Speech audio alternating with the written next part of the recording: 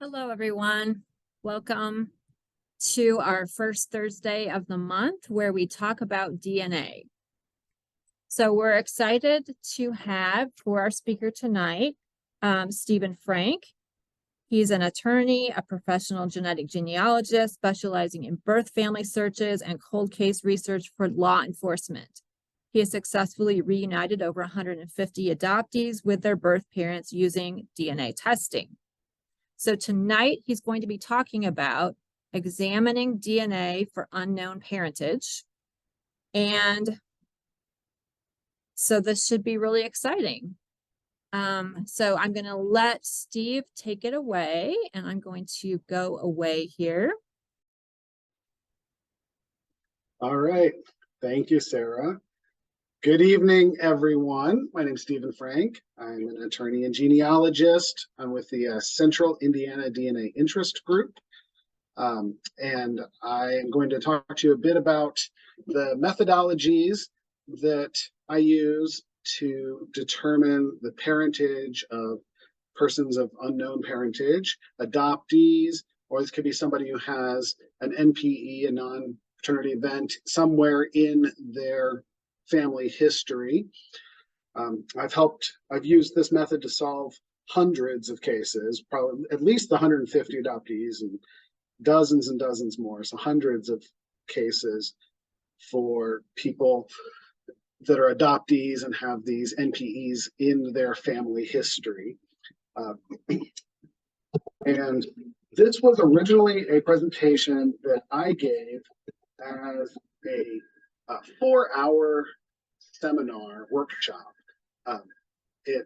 I'm condensing it down for an hour today, so it's going to be really high level. We're not going to be able to get into the details of things because we're going over the methodology from start to finish. It's really hard to get into the details when we're talking at that sort of broad scope, but this is just meant to give you sort of an idea of the process. I'm going to give you some of the basic methodologies to use, and then you can hopefully take this information and go and do more research, apply it to your research, and then look more at some of the resources that I mentioned to get an idea of what you can do going forward. What we're going to be covering today,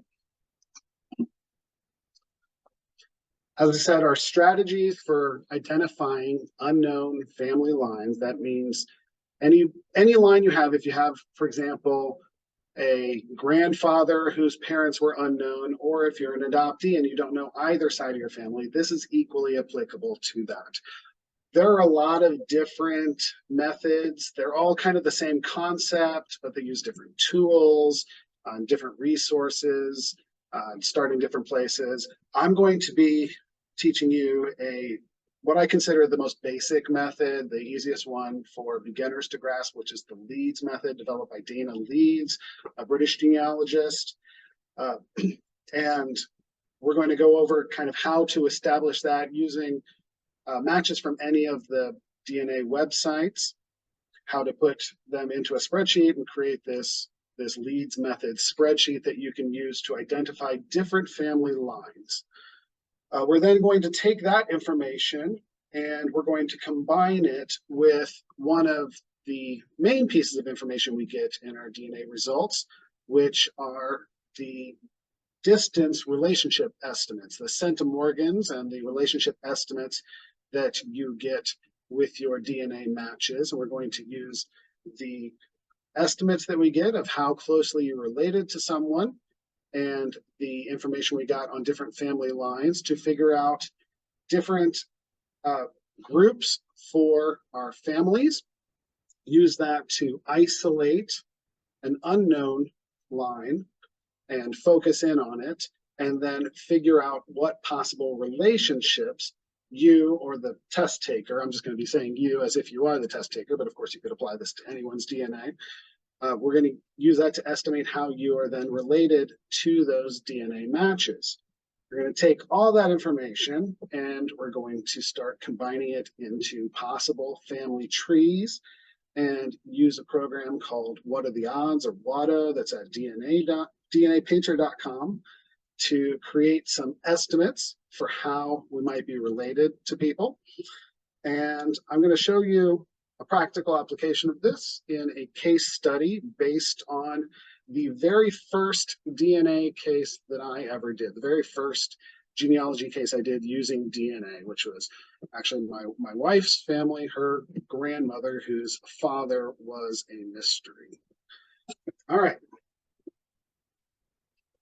So as I mentioned, we're going to be using the Leeds method today.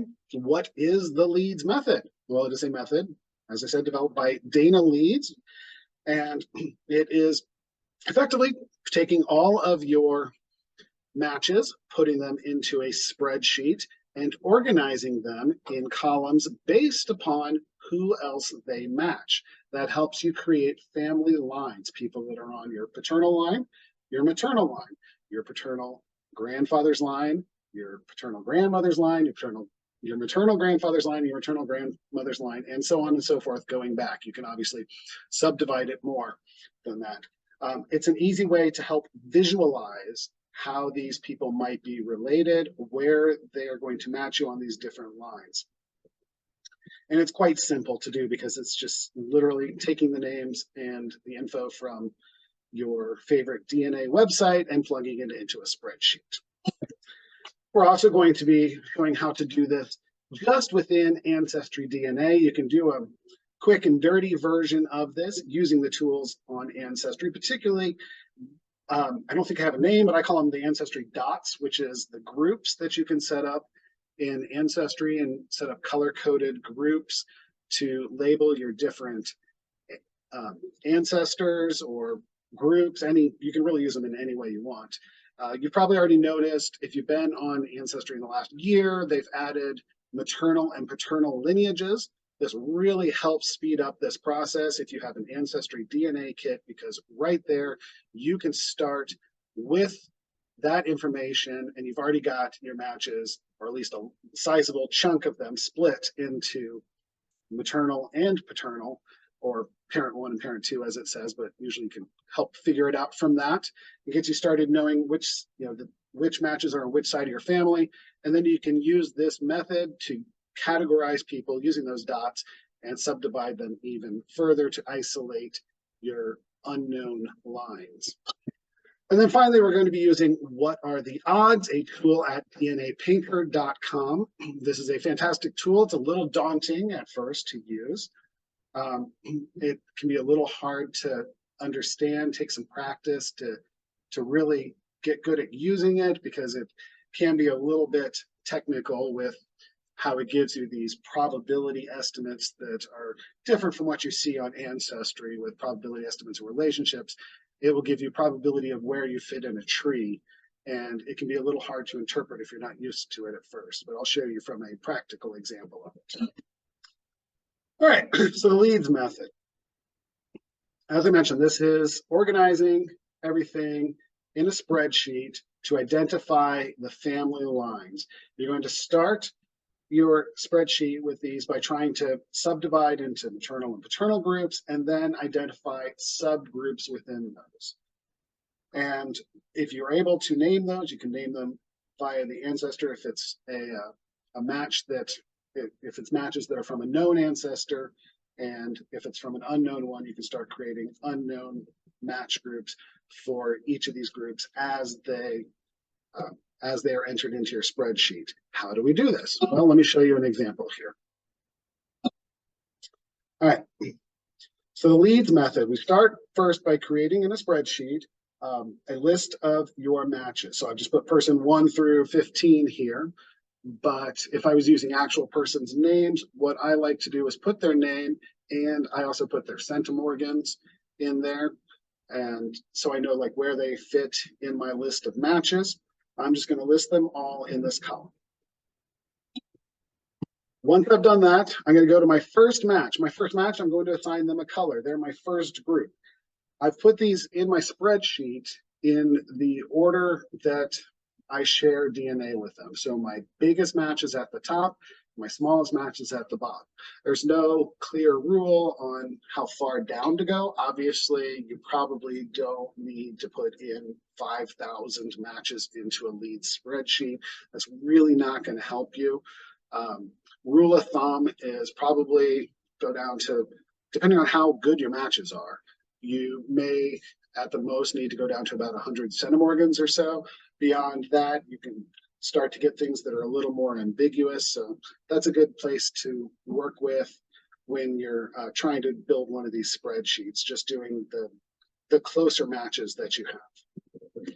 I'd also note that if you have anyone you know for certain matches you on both sides of your family, for example, a nephew or a niece, somebody who's related to you through one of your full siblings or one of your full siblings, those would be people that you want to exclude from this list. So they may be your top match, just ignore them.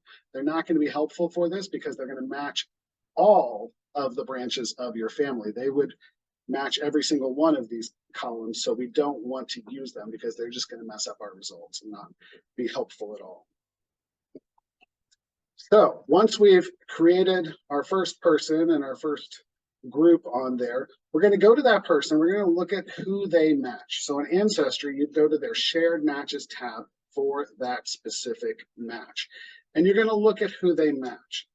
And you're going, the people that they match on their shared matches list, the people listed there are the people that share DNA with you and with that match. In this case, person 1. And we're going to take all those people listed there and add them to this first group. Give them the same color that we gave person 1. They are in a group that shares DNA with person 1. I go through my whole list and I color code every single person that matches person 1 that shared enough DNA to make it onto my spreadsheet with whatever my arbitrary cutoff is. I then go to the next person on my list that does not yet have a color, meaning the next person that does not match person 1. In this case, that's person 3. So I give person 3 a color. They're now my second group, the leader of my second group. If I don't, as a personal point of practice, if I don't have any idea if these are maternal, paternal, whatever, and I'm working with someone who's like an adoptee, I tend to name the groups just for my own reference after that top person that they match. So, if Joe Smith is the top match, that's the Joe Smith group. It just helps me personally, but you could just also think of it as the blue group and the orangish brown group. So I'm going to go to person 3 and I'm going to repeat the process I did for person 1. I'm going to look at their shared matches. I'm going to add everyone on that shared match list that shares DNA with person 3 to that same group. Give them the same color. So you can see I'm starting to fill in more people, different people than I had with the group that matched person 1.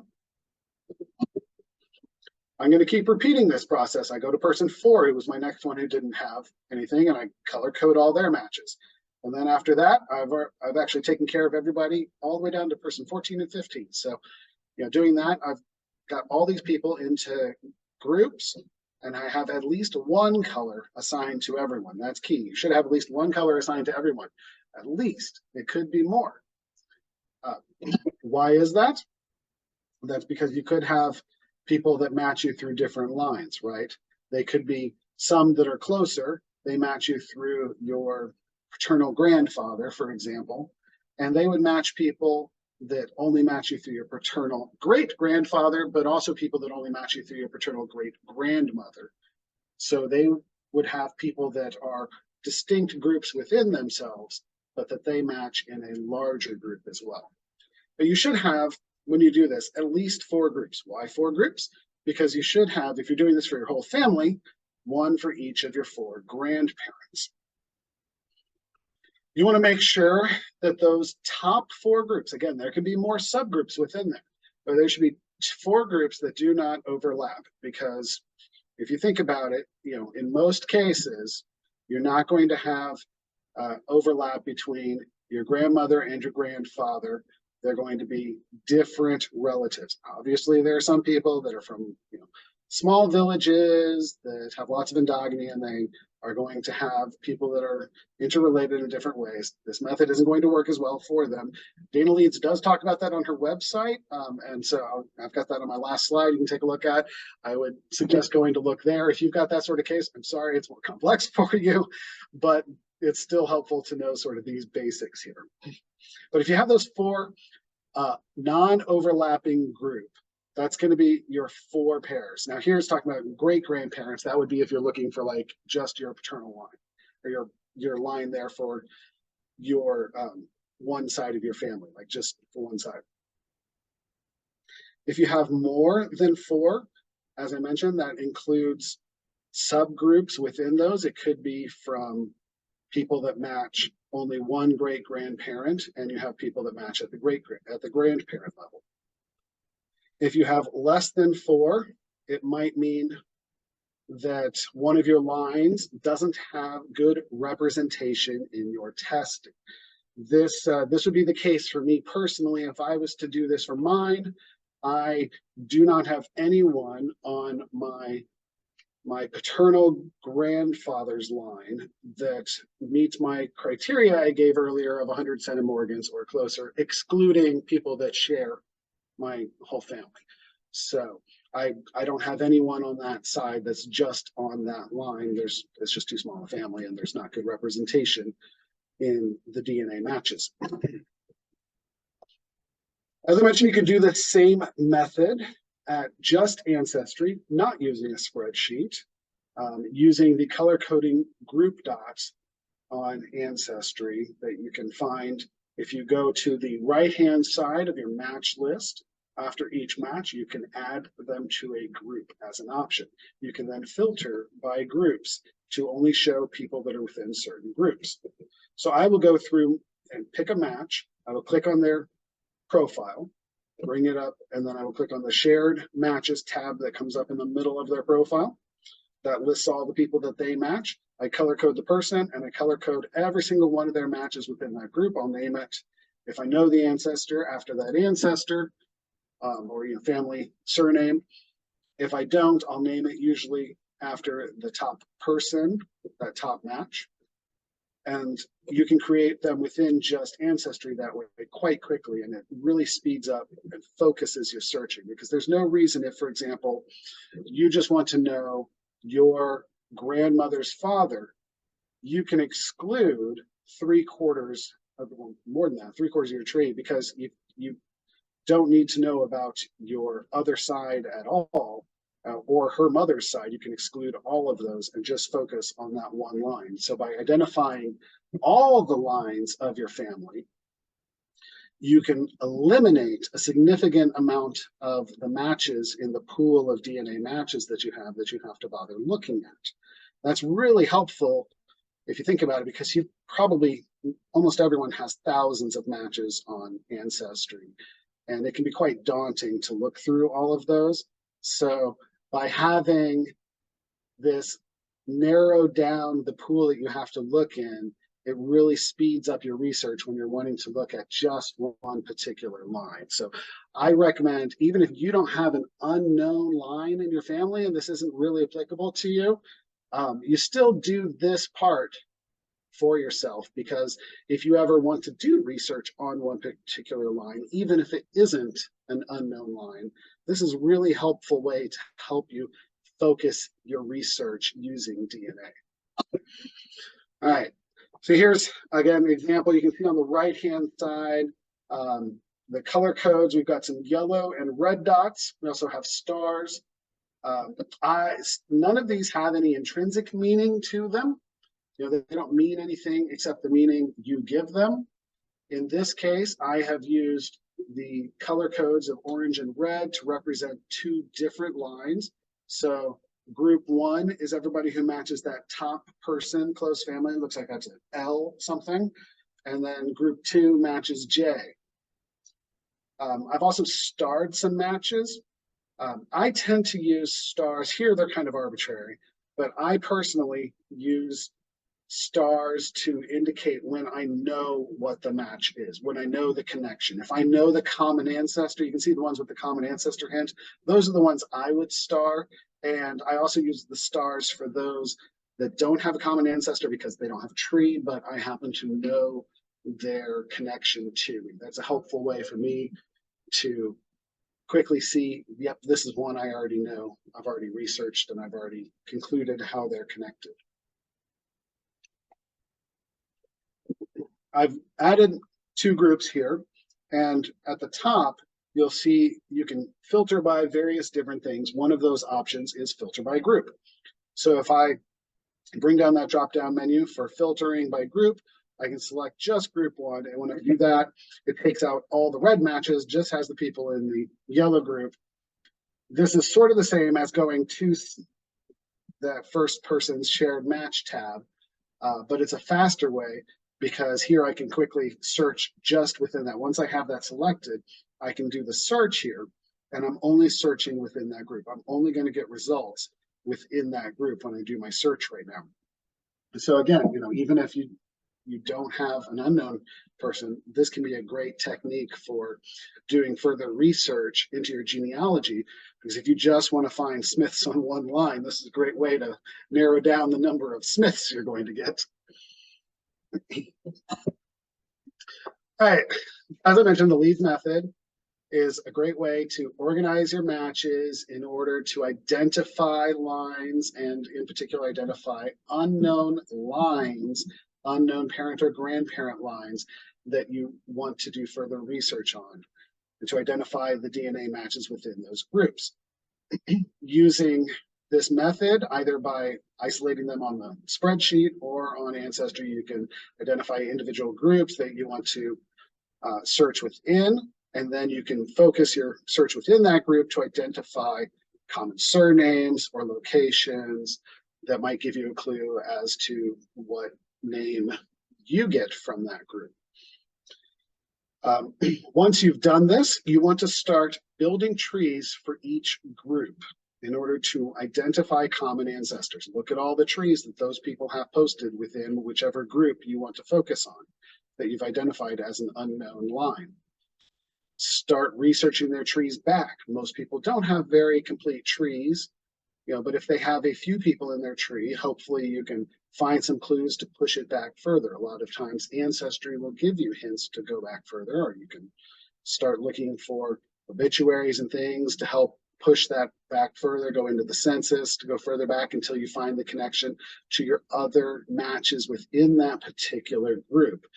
But by having it limited and who you're looking through, it's easier to spot when there are common surnames or common places between everyone. As you do that, and as you build a tree for these people, make sure you add spouses and children. Don't just build back linearly, build your tree laterally. The reason for that is that you want to do that because you're going to start looking for connections. If you, for example, do not know your entire paternal side, you actually have multiple lines there that you need to figure out. Well, in theory, some of those lines married each other. So you're going to find, oh, I've got a Smith line here and a Jones line here. This is my Smith group, and this is my Jones group. They're distinct DNA groups on my Leeds sheet. If I want to figure out where I fit in, it's helpful to look for where a Smith married a Jones, because maybe that's where I'm going to connect through. Of course, you don't know if everything's unknown, you don't know which of those families married which of those lines connect to which first, but this is a helpful way to start looking for that. You build out, you look for connections and associations to the other groups through marriage.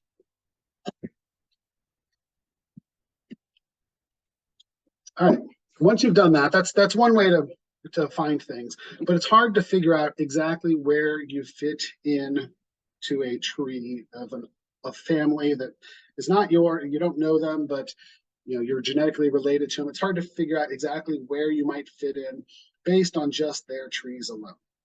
You need that other element, which is the genetic relationship estimate. And that is done through centimorgans.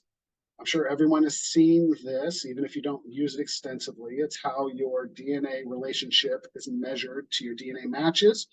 People that share more centimorgans with you are a closer match. They're closer in their genetic relationship to you than people that share less centimorgans. We don't really need to get into what centimorgans mean or anything right now. Just know that more is better, more is closer. And we can use that number it gives you to pretty reliably predict how people are related to you. or at the very least, to narrow it down to a few possible relationships. Both Ancestry DNA and DNApainter.com, which I'm going to be talking about later for the What Are the Odds tool, provide probability relationship estimates based on probability tables. They'll show, like, it's 25% likely to be this, 20% likely to be this category, 10% likely to be this category. I'll show you how to find those here. And then we can use those predictions and a little common sense to sort of narrow down again the possible relationships to each person that's in your tree, that's in your DNA matches. If we've already been building their trees, once we have narrowed down the possible relationships to them, we can go look at their tree and maybe get a better idea of where we fit into it. And that's what we're going to use the What Are the Odds tool at the end for. It kind of automates that process of figuring out where you might fit into their trees. So how do we find these relationship estimates? Well, in Ancestry, it's right here. You see how it gives you an estimate range. It's not very precise when it says like second to third cousin. These people share, different amount of DNA, 192 at the top there to 176 at the bottom. That's all roughly in the same range, but maybe we can get a little more precise with that. If we click on one of those, it gives us this DNA relationship estimate. And we can see that it's actually a lot more precise than second to third cousin. Here we have, for this person that shares 189 centimorgans, a 63% chance of being one of those 5 relationships. All 5 of those, it can be any of those 5. Those are all genetically equivalent. They're all the same number of steps away from you if you plot them out. And I'll show you like a visualization of that in a second. But just looking at them, you can probably rule out a couple of them. Some of them are more likely than others. Typically, you can, if the person has a picture, for example, and you can see roughly how old they are from their picture on their profile, you could probably rule out if they're your great grandniece or not, if they look older than you, for example. So some of these, you can hopefully rule out and help narrow down that category, but it's still a lot less than a broad second to third cousin range that it was originally giving us. This is from DNApainter.com, their relationship estimate tool. If you plug in the Centimorgans, it's going to give you a visualization of how you match people. In the middle, it's kind of grayed out. It's next to first cousin. You can see self.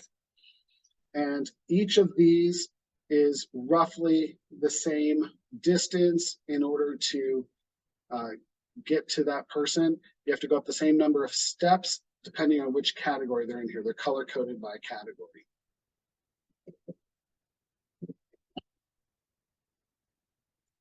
All right. And once we've looked through and gotten estimates of how we're related to people, and we've created trees for them, which I will admit is the hardest part, and I am kind of glossing over that a bit because that is just something we don't really have time to go into right now, but that's sort of the bread and butter of genealogy. So once you've created trees for people, you can take those and put them into DNApainter.com, into the What Are the Odds tool, combining the Centimorgan relationship estimate with the tree information that you've gathered for all of your matches. And you can plug all that into this tree, and it will generate probability predictions of how and where in the tree you might relate to these people. So if you think, if you, for example, don't know your paternal grandfather and you think it might be one of the brothers in some family, you could put all the brothers into this tool, add a tree, add all the descendants that you know about from your DNA matches, add the amount of centimorgans each of those matches shares with you, and assuming you then have all the brothers and you think you descend from one of them, and you've got all the information for the DNA matches, it will give you probability of which brother you're most likely descended from. It's very helpful for automating what can be a very confusing and frustrating process of understanding all these different relationships and how they might fit together to as puzzle pieces to solve this puzzle for you. You can, I should mention, you can upload a GEDCOM file there in order to get this started really fast. I'm just going to show you like the basic tool and how to create matches on there. But you can just automate it. If you've created a tree on Ancestry, you can take that, download a GEDCOM, upload it onto DNA Painter, and it'll create this for you. You may have to do some trimming though, like in a proper genealogy software in order to trim it down to just people from the particular ancestor that is common for all your DNA matches. This won't work for more than one common ancestor. This will only work on one line at a time. So if you want to know if you've got somebody you want to figure out like who your grandfather is, you're going to have to pick just people on one side. There may be more than one line, people that are likely from his mother's side and likely from his father's side, but you're going to have to just pick one at a time in order to figure this out. It doesn't allow yet for both sides to be put in. That is something they're working on. I recommend when you are building a tree for your matches, put everybody in the same tree. I find that's helpful. And then again, you can go through and use genealogy software to just slice out a portion if you need to, just to download a GEDCOM for one ancestor's descendants. It's easier though to find the connections if everybody's in the same tree. For example, if you have entered all of one line, all the surnames for people, and you then start on a second line and you're adding spouses, as you go in and add them, you might notice, when you go to search that you've already entered that surname before. And you might not otherwise notice that if you're using separate trees for different lines. You might miss the connection when you hit where there's the same surname that appeared in this other line if you don't have them in the same tree. The more matches you can add, even small ones, into What Are the Odds are helpful. I would go, I've done trees where I've gone as low as like 20 centimorgans in What Are the Odds. Just it's what I have, so I'll add everybody I can. I may be going back, quite a few generations in those cases in order to connect people. But everybody you have descended from one common ancestor, you add to this tree. You do have to know, this is important, you do have to know a common ancestor for all the matches. So if you've got matches that are great matches, but you just can't figure out how they connect, maybe they have the same surname, but you just can't quite work it back to the common ancestor with the other matches, this unfortunately is not going to work. You have to have a common ancestor for all of the matches in order for this to work. If you have those other ones that you can't work back to a common ancestor, you just have to set them aside, work with the ones who do have a common ancestor. It's okay to use a smaller subset that only have that common ancestor. All right, let's apply this to a case study. So this is my wife's great-grandfather, William D., sometimes T. Taylor, born sometime. He died 1931 in DeQueen, Arkansas. We know that much. Gave 3 different birth dates on census records that we know of. We have him on 1930, 1920, and 1910. And it's different location every time and different date. There's a lot we didn't know about him. There were all sorts of rumors. Was he part of some gang on the run? He would disappear at times. So he had a second family. He never talked about where he was from, and he always was going off to do sort of shady looking business transactions. We didn't know a lot about him. He was just a very mysterious person. So we wanted to figure out what we could, see if DNA would tell us about his family and where he was from. It says test taken by grandson. He actually was grandson and his daughter. I was able to get his daughter tested.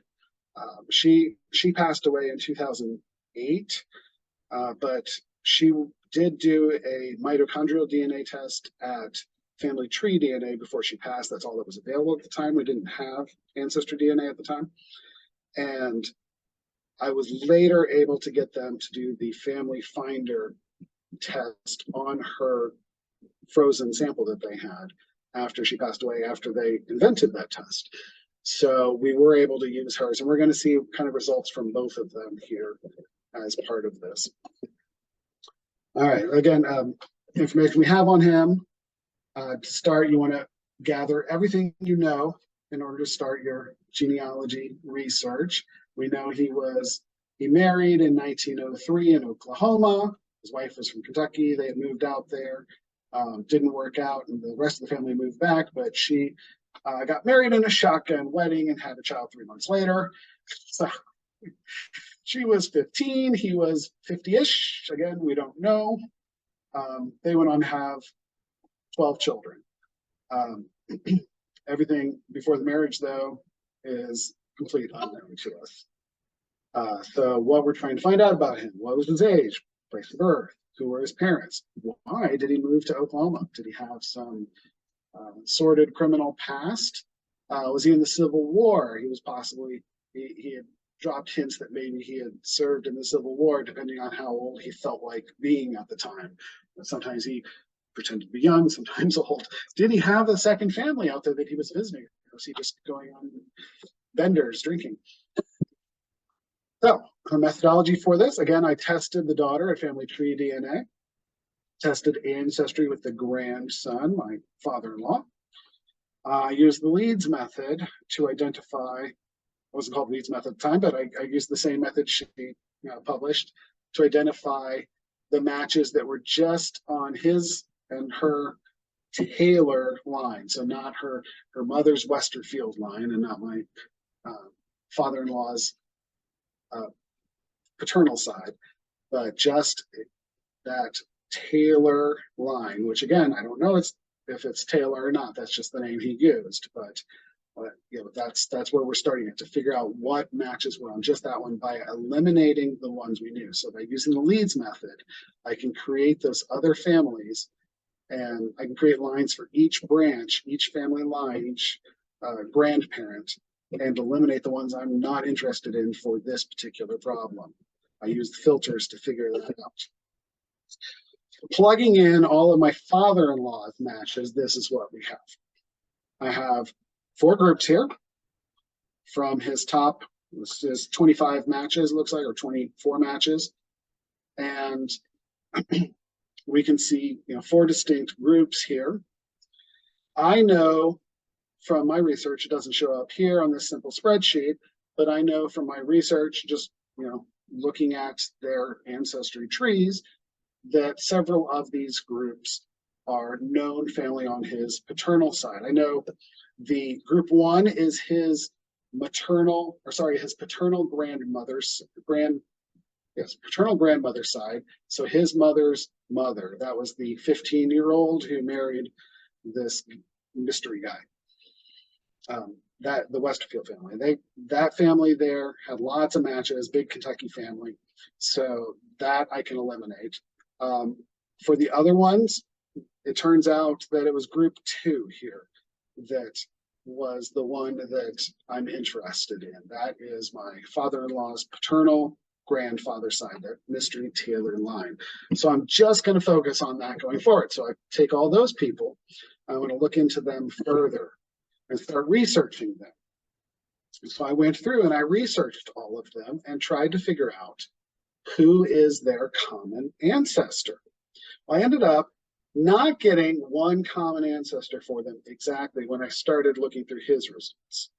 I got 3. There was a Jim Taylor, born about 1860 in we don't know where. He always gave different dates and different locations on the census. He died 1933 in Oklahoma, about a county away from the Arkansas location they were in. And, and he was talking to his descendant Jim, and was a total mystery, very similar. He was on the same journey I was on. I also found descendants of a Thomas Taylor. So at least we've got Taylor here for everybody, which is good. Thomas Taylor from North Carolina, lived in Union County, North Carolina, outside Charlotte, on the North Carolina, South Carolina border. And then there was a David Taylor from the same area, just miles across the border in South Carolina. So I had these three groups. I took these and started looking through. This is for, once I did a little more research on that, I was able to focus in on Thomas Taylor, who was the oldest there on that, the farthest back. And I had a theory that maybe the others were related through him. Since I had, go back a here. I have Thomas born 1814, and I have James born 1860, and David born 1851. My theory was maybe they're kids of Thomas. I wasn't able to trace them back from, you know, what I knew from the trees of those DNA matches, but maybe I could, now that I had these three groups, I could figure out how to connect them. This is what I came up with. I was able to come up with all the kids of Thomas Taylor. You'll notice, like, down next to last, well, let's see, fourth down is a David, born 1851. And next to last is a James, born 1860. So that checks out. David disappears off the census. He doesn't appear in 1870. The one in South Carolina appears on the, let me think about this. He doesn't appear on any censuses, sorry. He has a grave that he died somewhere before 1900, and he married in 1881. So he's in that period where there's just no coverage. But that James down there, who married a Mary Doster, he had a family there, and then he mysteriously disappears off the census records before 1900 as well, but with no explanation according to his family. So looking at that, that kind of matches up. Maybe the David who shows up there is that one who had the children in South Carolina. And maybe that James, who left his wife Mary Doster, just doesn't show up anymore after 1900, is the one who appears after 1900 in Oklahoma. That would connect to my family, that, or to the matches, pretty well. But where does that put our mystery guy? Where does that put our William Taylor based on our matches? Well, this is where what are the odds comes in. And so this is the what are the odds tool on DNApainter.com. It's a tool where you just build a tree in it. You're going to build, you know, starting with on the left here, we have the common ancestor, and then I've built different branches leading to each of the matches. These are a different match list. This is a different list of matches. These are to the grandmother, this to my wife's grandmother, the daughter of William Taylor. Her matches on family tree DNA. This is the original list I used to figure things out. I use this instead of the ones you just saw, and simply because it fits better on the screen here. It's a smaller list, and it's less relationships back to Thomas Taylor. Okay, so we have these are the different people. I've added one extra here to represent everybody else. We got David Taylor as my guess because he's about the best age of all of the other people that were the other children of Thomas Taylor. He's about the right age, I think. I've added everyone. I add them going down. I don't have to add like siblings or spouse. I don't have to add spouses. I just add each children in a direct line to the match. To add somebody, you just click, you can go add child, and you could add another person. I could be like, Deanna as my next person, and then I can add them as a match by entering match Centimorgan. So I can say this person matches like 120. So you can add anybody on one of these lines like that. You can denote if there is a full or half relationship here. These colors show that this person is a half relationship to these two. Okay, so Jackson was a half sibling to Dosha and Cora. I go ahead and add everybody that I can, every match that I have. And then once I've done that, I also, this is key. If you can, you add a birth year for the person that is your test taker, and you add birth years for the matches and people as you can. It's helpful to add under details here. You can add their birth year. I didn't do it here, but it's very helpful if you can, because that'll help narrow it down, because obviously like somebody born in 1920 can't be the parent of somebody born in 1919. So it helps eliminate things like that if you add in years. Once all that's done, you click this suggest hypothesis button, and it suggests hypotheses. Watto has suggested 12 identified with the green borders. We scroll down here, we see these hypotheses with scores. And it's very opaque and hard to tell what this means. Well, they're in the tree. We got one under, a couple under Jim Taylor. We got one under Tabitha Taylor. We got a couple under Sarah, a couple under David, one under Ellen, and a couple under an unknown sibling that it added here. It's got 2 listed as strongest. This is a nice visualization, but it doesn't really help explain things. If you scroll down, it's going to explain things. It's going to do 2 things here. First, we have this list, ranking of hypotheses. The bigger the score, the better. Let me say it again. The bigger the score, the better. The higher the score, the more likely that relationship, that position in the tree is versus any of the other positions that are possible in that tree. In this case, it has 2 that it has ranked exactly the same. They are that Ellen is the child of David Taylor and grandchild of Thomas Taylor, or the child of unknown sibling and grandchild of Thomas Taylor. And what it's saying here basically is it added the unknown sibling, and it's just saying like, look, if there's another full sibling, it would say full or half. That's a distinction it would make. When it says unknown sibling, it means unknown full sibling of these others, but that's effectively the same as David Taylor. They're equal here. They're just not these other ones is what it means, not Ellen, Sarah, Tabitha, or James. Being under David or somebody else who's a full sibling of them is more likely than these others. The others, you see the score drops off rapidly here, getting down to all the way down to 1, where it's really not possible. Down at the bottom here, you can see kind of how this works. And I'm just going to kind of briefly show this here, but what it does is it shows under each hypothesis how likely this is. So like, for example, for James Taylor here at the top, if it was hypothesis 1, there'd only be an 8.35% chance of that being correct. It just doesn't, the math doesn't work out based on the amount of DNA he shares for that to be right. But if you get over to a hypothesis 3 or 6 or 8, it's an 88.62%, right? So there's multiple ones here for him, actually 4 of them, where he's got an 88.6% chance of it being right based on the amount of DNA shared. But if we go down to the next line, we can see like for Jay Helms, this hypothesis 3 only has 23% chance of being right. But if you go over, hypothesis 6 has a much higher chance. And what it does in order to get that statistical score, that 100,000 some score, was look at which of these columns, which hypothesis gives you the best, highest numbers for every person.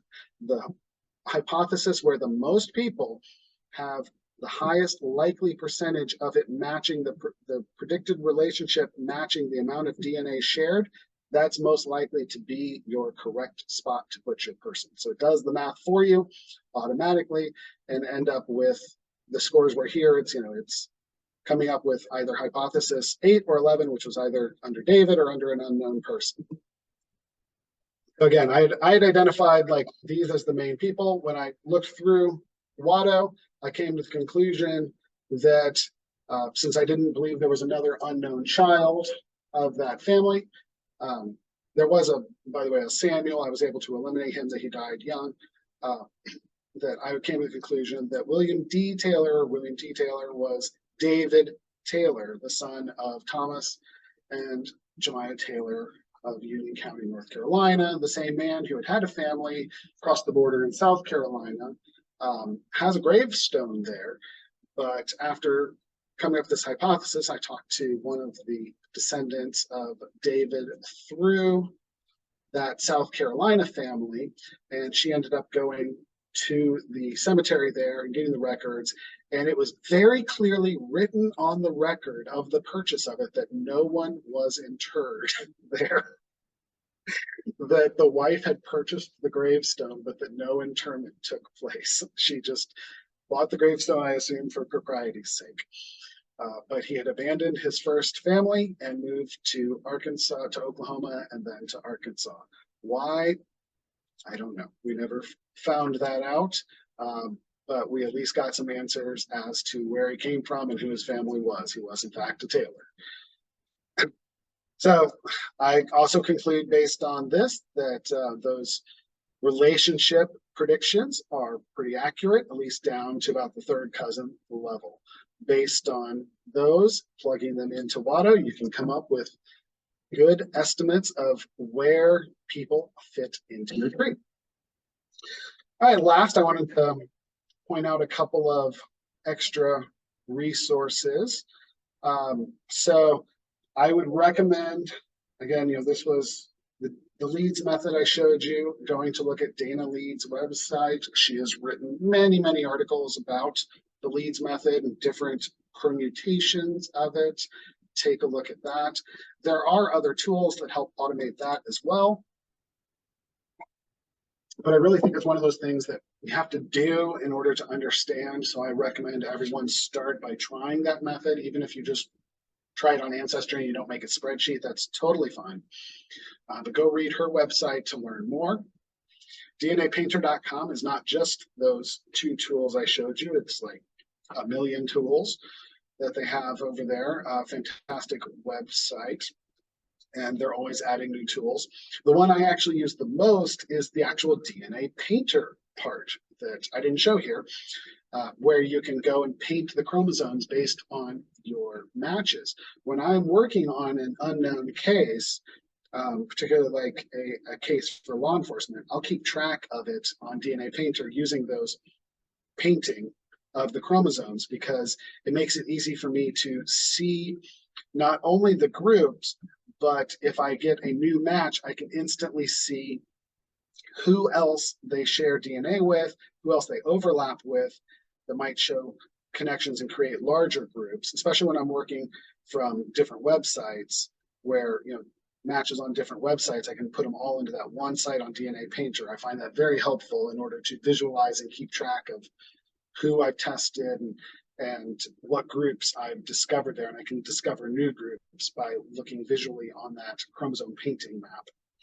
And then I have a family tree webinar link here, which is to the Introduction to DNA Painter by Johnny Pearl. He's got a few now. This one's an old one, a couple years ago, but there's a couple more for What Are the Odds, several free webinars and YouTube videos on it that I would recommend everyone check out. And I am happy to take your questions. Great. Well, thank you, Steve. Everybody seemed to enjoy that. We had a lively discussion in the chat, and we do have questions. Those links. Yeah. We do have questions for you. Somebody had a question about your case study. They said, did you use Y-DNA at all in that Taylor case study that you were just talking about? Yes and no. Initially, no, because it was my father-in-law's mother's father, and I did not have a man to test from her immediate family. I did, however, end up using the descendants of James Taylor did Y-DNA for me, who were the closest matches we originally had. And they ended up matching. It's still a bit of a mystery, but that's my new mystery I'm trying to figure out, because they matched to people that's to a Taylor from the ancestors back in the 1600s. And so there's another gap. We don't know Thomas Taylor's father is what it comes down to. And so we can't connect to the other Y DNA people because they connect too far back. So it wasn't helpful for this because Y DNA tends to go pretty far back that you can get good matches. So it did help me though, because that is something I want to solve, and it is helping with that larger problem. Right, yeah. Someone was asking about Watto. On one of your last slides, you said that it's pretty good up to third cousin matches. But what about fourth cousins? Do you have any thoughts about that? I think it's okay to use them on Watto. I think the reliability of the predictions on these websites is solid through third cousins for most people. Fourth cousins, you get into an area where you have a much larger range of error. If you go to that same, the DNA estimate tool on DNA Painter, there's a histogram you can see, and you'll notice when you look at farther out relationships, that it's a wider error bars on there. Basically, like you can have anywhere from like 0 to 200 centimorgans for somebody who's a distant relative. But when you get into the closer ones, you're not going to have the zeros so much. You're going to have people that, just fall into, they share more DNA, but it's a narrower band. And then, it's much more certainty and less of a wider histogram and more of a tall, narrow one. So for those, you just have too many possibilities where, when you get down to fourth cousins, there's statistical possibility that you share 0 DNA with them. I certainly have fourth cousins I have tested that do not share DNA with them. Right, yeah. Use them, put them in your Watto tree, but it's just not enough. I think you need something else too. Several people have asked you to share your email address again. Yeah, my email is steven@geneticgenealogist.net. I'm happy to answer any questions anybody wants to email me later. All right, thank you. Then we have a question, I think this is from the very beginning of your talk. What do you mean by overlapping? And I think they were talking about when you were coming up with the groups in Leeds method. Yes, excellent question. That is a little confusing. So when you create your groups, you will have at least 4 groups, but you can have more because you can have subgroups, maybe is a way to think of it. So if I match someone from my grandparents, they're going to share multiple groups. They will share 2 different great-grandparent groups with me. So I will have people that only match one grandparent and people only match another. And I can, when I look through my matches, see distinct groups in there, people that just match through this one great grandparent. But I will have some people that kind of bridge across those 2 groups. They overlap because they are members of both groups, because they are a closer relationship to you.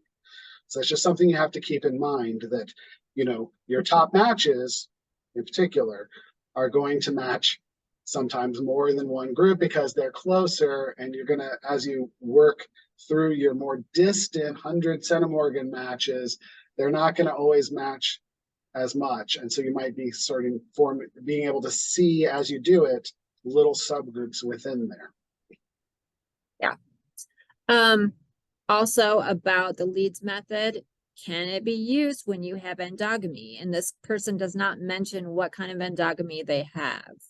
It can. Endogamy is not going to affect close relationships. It really doesn't. So, I've worked on adoptees whose parents were first cousins, and you could still see things pretty reliably above the third cousin level. At the third cousin level, it was just like a flat sea of matches. Like there were hundreds of third cousins.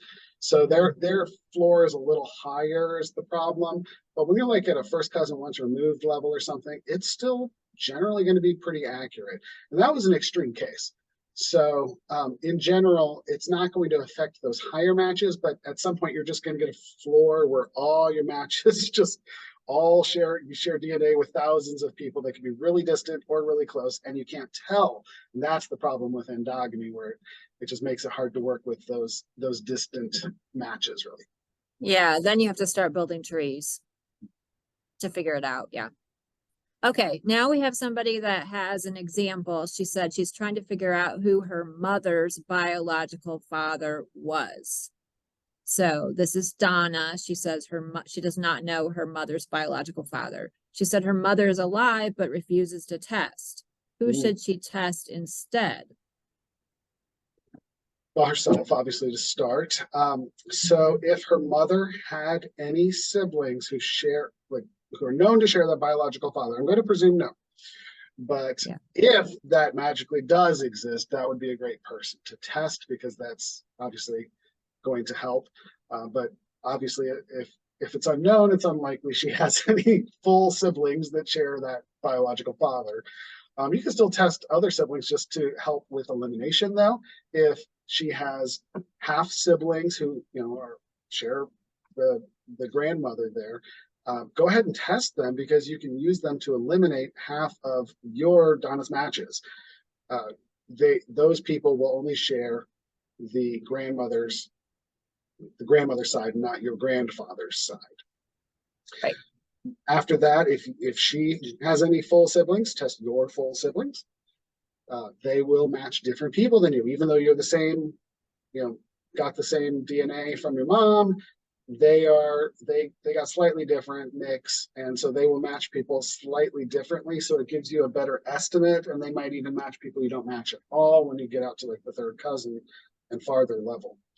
So I'm going to guess that's probably about the extent of the pool you have. There's no point in testing your own kids if you can test yourself, and no point in testing like a niece or a nephew if you can test a brother or a sister.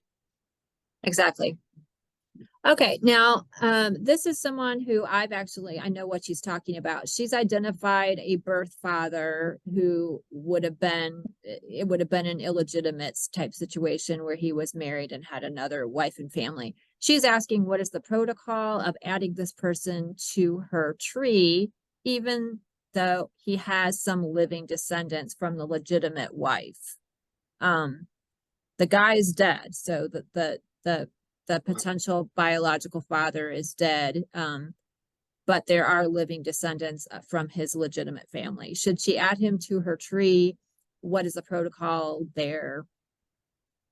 So I run into this every single adoptee I work with, because I am adding living people in that I'm adding the matches to start. And then I'm adding those matches, to family of those matches, other living people, because I'm searching through them in order to find where the adoptee's parents might be, who may very well be alive.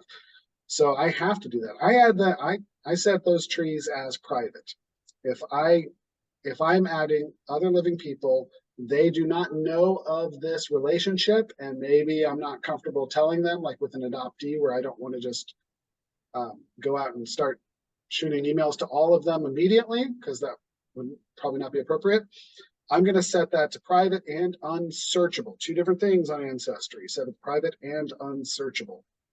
That way they can't get it to come up on a search, even though they won't be able to see the tree. It would still ping if they searched their own name, if you don't have it for unsearchable.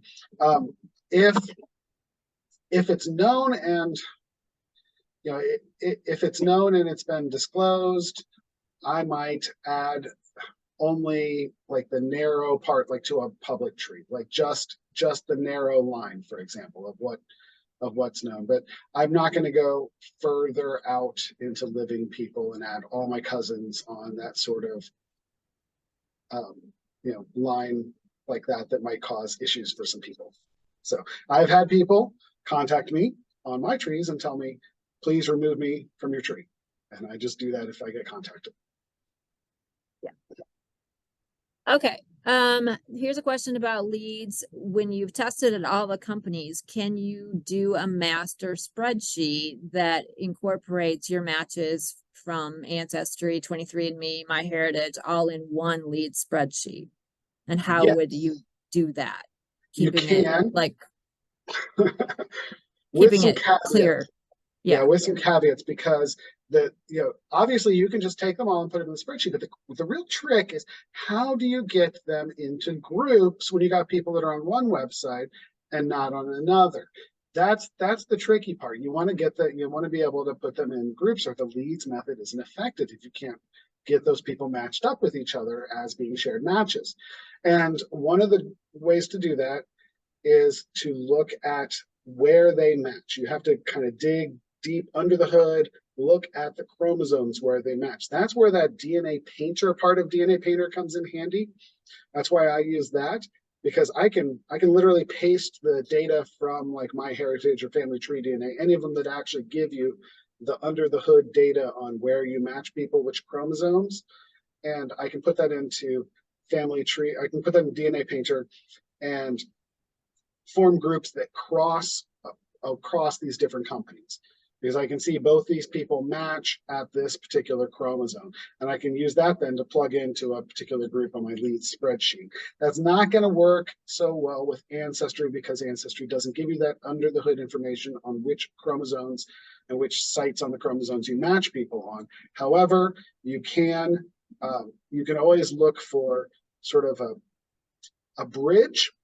So for example, if I've got somebody on MyHeritage who matches this other person on MyHeritage, and that second person is on Ancestry as well, I'm going to look for MyHeritage matches on Ancestry.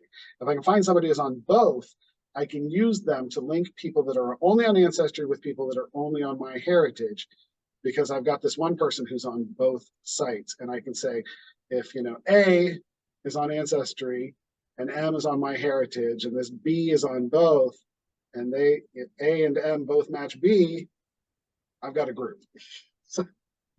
Okay, thank you. We only have time for a few more questions, and I know that we have quite a few more in the chat. So if you want to send us an email at genealogy@acpl.info, we could try to field some of those other questions that you might have. But I'm going to ask Steve 2 more questions. One is, I think, pretty simple and standard. If you're looking for adopted family, you've already tested at Ancestry, what other steps should you take? What other companies should you test at? Ancestry is definitely the best. They have the biggest database. Start there. But you should always be, as we say, fishing in all the ponds. All of the websites, all of the above is the best answer. There's really no downside if you're doing that sort of search to putting your data everywhere. I mean, I guess you could skip like the Chinese companies and the ones on Facebook that are clearly a scam, but the legitimate ones. So this is Ancestry, Family Tree DNA, 23andMe, MyHeritage, Living DNA, GEDmatch. There's probably some others. I think that's the main ones. Yeah. Those are the big ones that you can put DNA at, download from Ancestry and upload to all of those. Of those, if I had to pick one to tell you to go do after Ancestry, it'd be MyHeritage. That for me is the second best. It has fantastic tools, has a great database, surprisingly more international matches. I really like it. They're always adding innovations there. It's definitely my number 2. It's really solid. Yeah. Okay, the last question is from Autumn. She says she's really interested in this line of work, and she's wondering how she can kind of learn more about how to do genetic genealogy for others for a fee, I guess. Sure. How would she break into that field? Do you have any tips for her? There are groups. I would start by helping out and building a reputation within some of the groups out there. There's several Facebook groups for adoptees doing DNA searches. There's a DNA adoption search angels group. I'm on a mailing list. I think it's an old Yahoo mailing list called DNA Adoption that was run by DNAGedcom.com back in the day, or DNAadoption.com. Their mailing list is still around. Help out people on those groups. Look online for people to help. Work through your own matches. I guarantee you there are adoptees in your own matches who need help. So you can kind of look through your matches. If you see someone who you don't know how they match you, reach out to them. you may find somebody who is in desperate need of help. After that, I also work for law enforcement, and that was a matter of just doing a lot of calling places and seeing who had cases, who needed help, who I could work with and find funding for to get testing done in order to solve their cases. All right. Well, like I said, we run out of time, unfortunately, but do send us questions to the Genealogy Center email address that we gave in the chat there. Well, thank you so much, Stephen. We appreciate it. And we'll be back next month, the first Thursday, for our next DNA program. So see you guys later. Bye.